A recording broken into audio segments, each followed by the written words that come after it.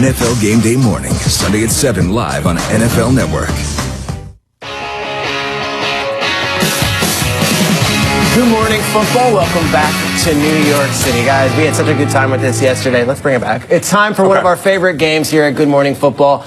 Normally reserved for sleepover parties or campouts. It's a game that we call Would You Rather. If you haven't ever played, it's as simple as it sounds. I give two options, and you guys have to bat it around and pick A or B. Let's jump right into it.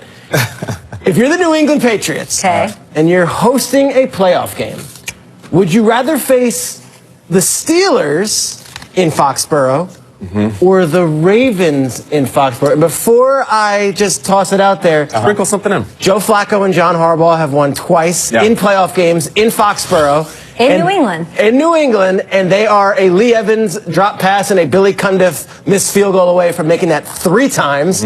Steelers, Tomlin 2-7 all time against Bill Belichick and have not won a playoff game in New England before. So, if you're the Patriots, who would you rather see coming through that locker room and coming out of that tunnel? The Steelers or the Patriots? Have at it. Yeah, we did that this week, and it was Alex Smith or Joe Flacco. Yes, and I picked Alex Smith, and the Ravens fans lit me up on Twitter, so I won't make the same mistake twice. I do feel like the experience of Flacco and what they bring to the table, that's the team you don't want to face. You'd rather see the Steelers? Rather see the Steelers. And who knows if Antonio Brown is going to be back. As much as I love the Steelers and I'm as confident as ever in their skill set, I feel like the Ravens and that experience and that wisdom and knowing how to slay the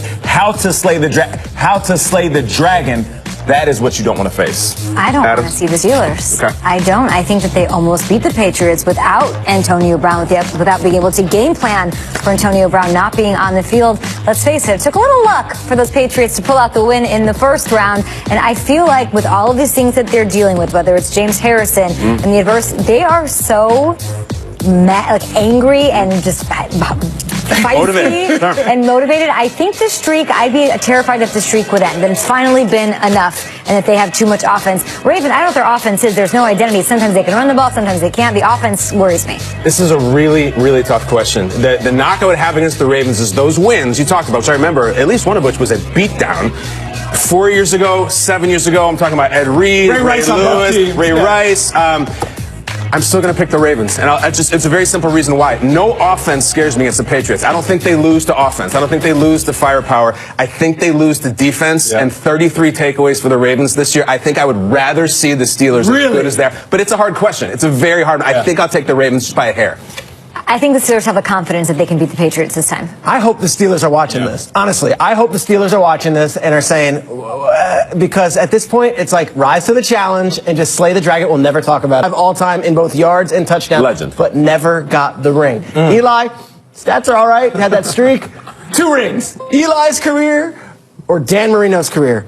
Who would you rather have? Go get it, Nick. Ooh, that's tough. You know, it's like asking if you'd rather be Charles Barkley or another power forward with a ring, because Charles Barkley didn't win a ring, but he's one of the best of all time. Some would say that Dan Marino is the best passer of all time. The most beautiful spiral that has ever left the arm of a quarterback. But for a guy who played 11 years and didn't even sniff a Super Bowl, I'd rather be a guy sitting at home with a career that some people are on the fence about, but I got 2 Super Bowl rings that you can't deny. And possibly walking into the Hall of Fame with my chin held up high. So I'm going with Eli Manning. Eli Manning. Rings. Throw a stat at me. Ring.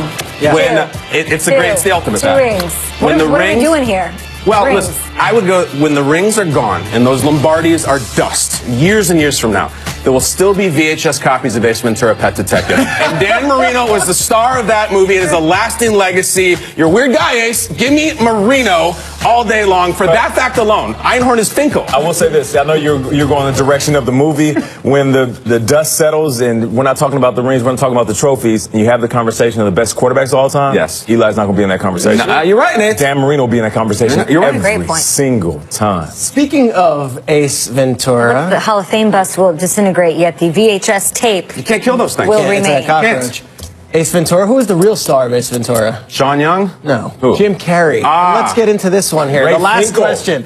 Would you rather the Bills, okay? Listen, the Bills are in the playoff hunt for the first time since the 90s. Okay. Right? The 90s. They didn't go to the playoffs throughout the 2000s, but in 1999 they did. Let's go back to the 90s. Would you rather hang out with the 90s cast of In Living Color or the 90s cast of Saturday Night Live? Let me break it down in living color.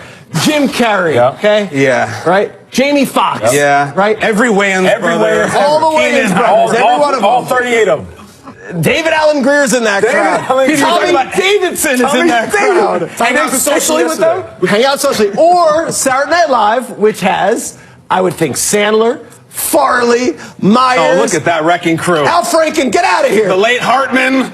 Chris Rock. Carvey, Nealon. Spade. This Who are keeps you going hanging out with? and going. All right. He texted me yesterday. Tommy Davidson texted me. Random. He said he wants to come on the show random. I didn't even know we were doing I got a text from Rob Schneider right here. It's no big deal, man. The hot He said he wants to come on the show. I got nothing here. What do you got?